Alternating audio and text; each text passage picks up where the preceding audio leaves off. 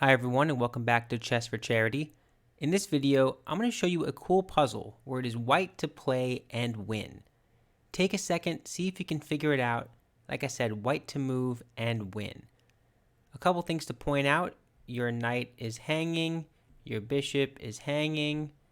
Their king is in a pretty vulnerable position here with the bishop and the rooks bearing down, but their key defender is being observed by the bishop and defended. So what can you do? See if you can figure that out and give it a moment. See if you can find the first few moves. While you're thinking about that, let me quickly encourage you to subscribe if you have not yet already. Half of the income that I earn in this channel goes directly to charity, so every like, every subscriber helps me out a bunch. Okay, let's get started here. So this is a pretty dire situation. You have a lot of stuff that's just hanging in the middle of the board. What are you going to do about it?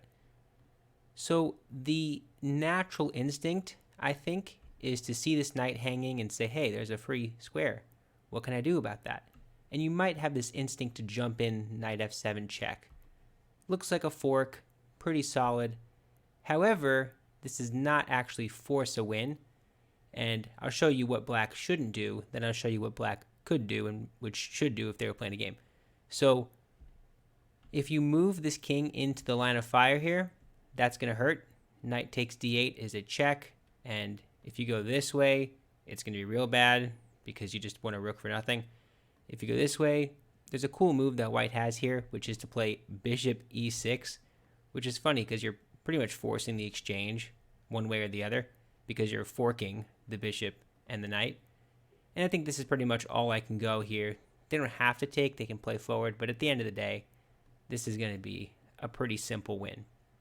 So black does not want to go into the line of fire here, which is pretty typical. You don't like to go into discovered checks. The other option is to take this knight straight away. This is actually the best thing for black, and this will lead to a draw. Kind of a crazy position, so just bear with me for a moment. After pawn takes rook, this pawn is one square from promotion. Your bishop's hanging in the middle of the board with check. And what is the best move? The best move in this position is not rook takes bishop check, as crazy as that sounds, because that allows you to get out of the way, and we'll see what happens. Instead, the best move to play after this capture, according to the computer, is g5.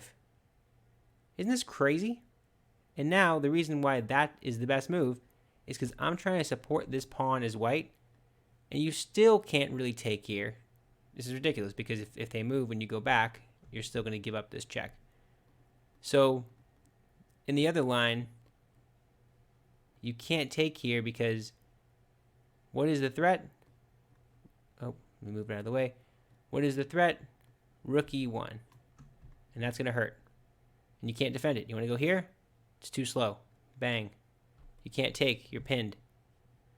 Hopefully you get the idea. Crazy. So all of that is to say that knight f7, though it looks very tempting, it actually leads to a draw because of this line. And with best play, it will be a draw. g5, you don't take this, you don't take this. Even though it looks tempting to take this, it might be a good practical chance, but this is not the best line according to the computer. This is how it goes. King g7, you promote, take, take, take, and this is about drawn, according to the computer. Again, the computer is like superhuman. So, what is the move? Well, you might notice all of this tension on the H file. Perhaps that's the first thing you noticed, and if you did, that's great. This bishop, though, is kind of clogging up all the problems, right? Maybe there's a party that wants to give up this, and then they take, and then you pin them with some hope that you're going to get mate on the H file. It doesn't work because they hit you with check, and then you move, and then they take this, and then you're really lost because you have one rook, and this is not mate. They just take you.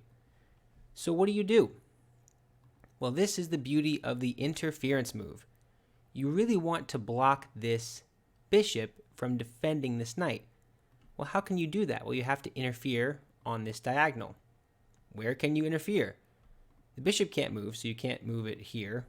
And if you could, that would be checkmate anyway, right? They would take your king if you play blitz chess and that kind of stuff. So instead, you can play a move that looks tempting and this is actually the correct move, knight d7. This is a fantastic move. So what's the catch? Well, first of all, the bishop is no longer defending this knight because I just threw my piece right in the middle. So if you take with your knight, trying to get this piece you haven't touched all game into the battle, you're going to lose the game on the spot. Ouch, on the h-file. Okay, great. What if I take with the rook? Well, same exact idea. The rook is now obstructing the bishop's view of h3. I take that, it's mate. Good night. So the real line, the real challenge to this is what happens when the bishop takes. The bishop is still defending this. Nothing has changed. I can't take this now because it'll just lead to a straight out loss. Oops, not like that. It'll still lead to a loss if you do that. But hopefully you get the picture. Nothing's going to happen here. They can always run away. Okay, so what is the move? And this might be the hardest move to find in the entire puzzle. This is actually the reason why I decided to make this video, this move in particular. If you had to guess, take a second, take 10 seconds, 20 seconds. What is the move in this position? A lot of stuff happening on the h-file.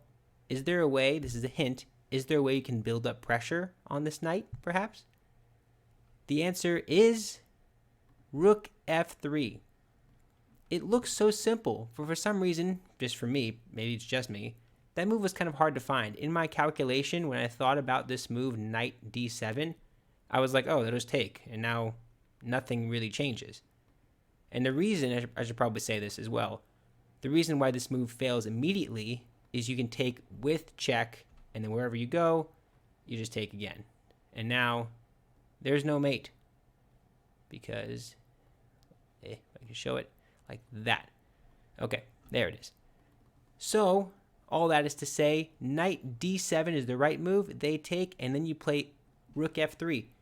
Two attackers here. What can they do? Well, nothing. This is the amazing part. This is kind of the end of the puzzle. They really can't do anything. They want to attack this bishop. They want to move, but they can't do all that in one shot. You might think, oh, this is kind of a clever move. A pin here. You defend this diagonal by putting the bishop here. It doesn't actually work. Why? Be careful you take with the right rook, but you take with the f rook, and now this bishop is forced to walk away from this diagonal, because if the king walks, that's mate, because the pawn is defending f7. So it just leads to the same exact line, which is take, and that's mate.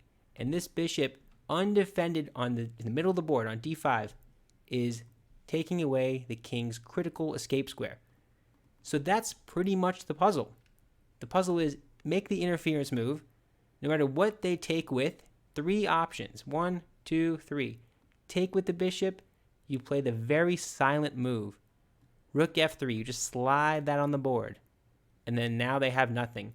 The computer is saying c4, but obviously it doesn't do anything.